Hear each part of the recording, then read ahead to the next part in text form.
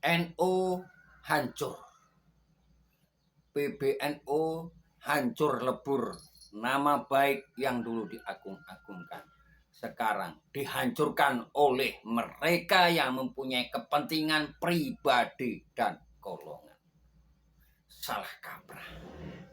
Ternyata organisasi keagamaan yang bernama PBNU dihancurkan dari dalam oleh kelompok mereka. Assalamualaikum warahmatullahi wabarakatuh. Dukung terus channel ini sebagai pengganti channel lama, Mitra TV. Saudaraku yang dirahmati Allah, PBNU haruslah segera mundur dan Rois Amnya mundur. Ini pendapat Yai Tamam. Dugaan korupsi kuota haji KPK telusuri aliran dana ke PBNU. Subhanallah. Sekarang konkretnya bagaimana? Apakah perlu hak jawab? Hak jawab perlu. Saya berharap kepada pengurus PBNU sebagai warga NU, warga biasa, orang kampung, umat manusia, baju ini harus tetap bersih. Apakah perlu hak jawab?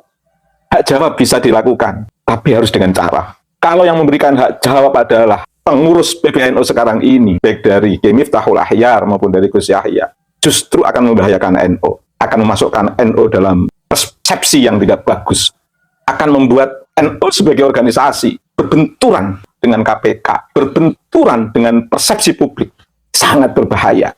Karenanya lebih baik Kiai Miftahul Ahyar mundur sekarang, Gus Yahya mundur sekarang, ganti kepengurusan baru, dan pengurus barulah yang akan memberikan hak jawab atas kondisi dan keadaan sekarang ini dengan masuknya KPK ke PBNU. Sehingga pengurus Jawa Baru ini akan mengatakan ini adalah oknum, fenomena, keadaan, kejadian seperti ini adalah oknum, tidak ada hubungannya dengan PBNU. Pengurus baru yang akan bisa menjawab. Tapi hak jawab itu ketika harus diberikan elit sekarang ini, baik dari Rois Suriyah maupun Tanfid, berbahaya, akan memperburuk citra PBNU.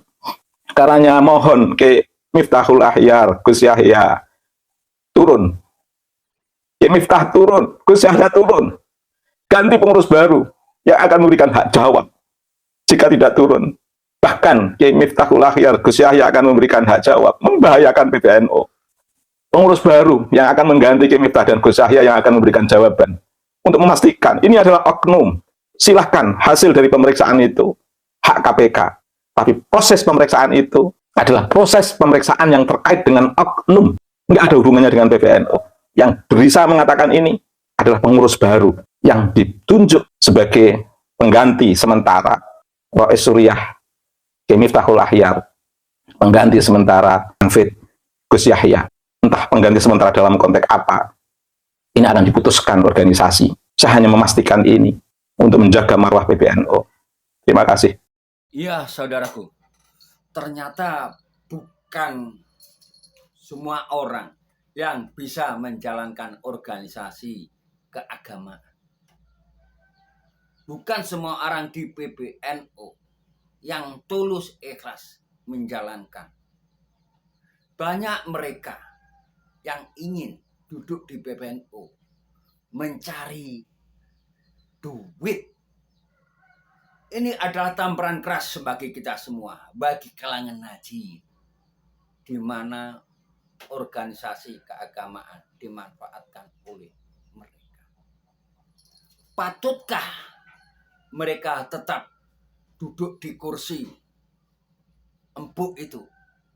Kalau menurut saya amat sangat tidak patut dan mencederai nama baik PBNU. Nama baik NU sendiri dihancurkan oleh kelompok mereka. Nanti bilang personalnya. Ya ini personalnya harus benar-benar dibersihkan dari orang-orang seperti ini. Saudara-saudara dirahmati Allah, dukung Mitra TV. Saudaraku, anggapan-anggapan orang yang tidak suka kepada PBNU justru semakin menyudutkan perkembangan NU itu sendiri. Karena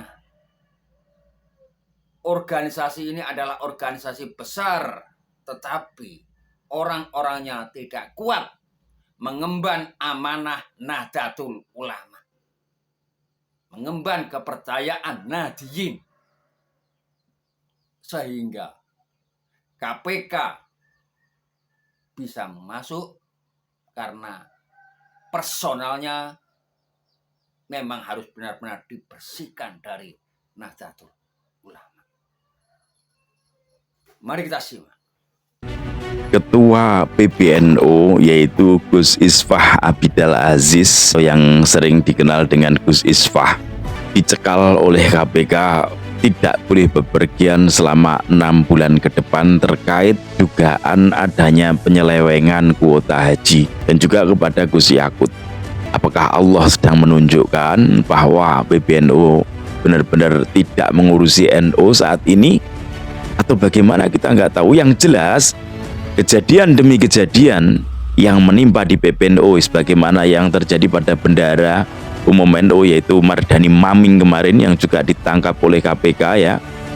Ini terjadi lagi, ini penyidikan, walaupun masih penyidikan, tapi kalau sudah masuk penyidikan biasanya 99% ya tersangka. Ya, dukung Mitra TV, tekan tombol subscribe dan loncengnya. Ini jadi bagaimana? Arahnya kemana?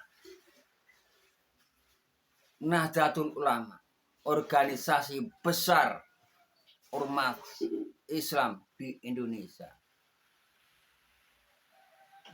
tinggal gerbong kosong. Iya, karena apa? Mereka tidak bisa menjaga amanah.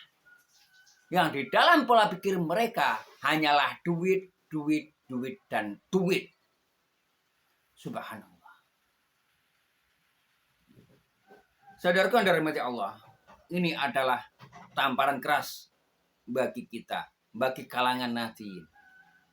Saya jadi ingat kata-kata Gus Fuad Pleret, di mana Nahdlatul Ulama atau PBNU, ormas Islam yang begitu besar, dimasuki oleh orang-orang yang tidak bertanggung jawab, dimasuki oleh orang-orang yang mempunyai kepentingan pribadi dan golongan. Akhirnya hancur lebur. NU tinggal gerbong kosong. Ormas Islam terbesar di Nusantara ini tinggal gerbong kosong. Karena ulah orang-orang yang tidak bertanggung jawab. Ulah mereka yang mencari kepentingan pribadi dan golongan. Bukan kepentingan ulama, bukan kepentingan umat Islam. Ini mencoreng nama baik NU di internasional. NU. Oh, NU. Kita tidak menyalahkan mereka. Karena mereka memang ingin hidup layak. Ingin hidup mewah. Ingin hidup serba wah. Tetapi mereka salah. Duduk di PBNU. Salah kalau menurut saya. Lebih baik mereka mundur daripada memalukan. Sudah malu-maluin, memalukan lagi. Ormas terbesar agama di bidang agama, bukan ormas politik ini. Seharusnya memperhatikan anggotanya, memperhatikan bidang keagamaannya, ditinggikan bidang spiritualnya. Bukan bidang keduniawian yang ditinggikan. Saudaraku, terima kasih. Mohon maaf sedikit keras karena kita jangan sampai organisasi yang kita cintai, organisasi yang kita agung-agungkan, organisasi yang kita ternyata dimanfaatkan oleh orang-orang yang tidak bertanggung jawab. Saya akhiri. Wassalamualaikum warahmatullahi wabarakatuh.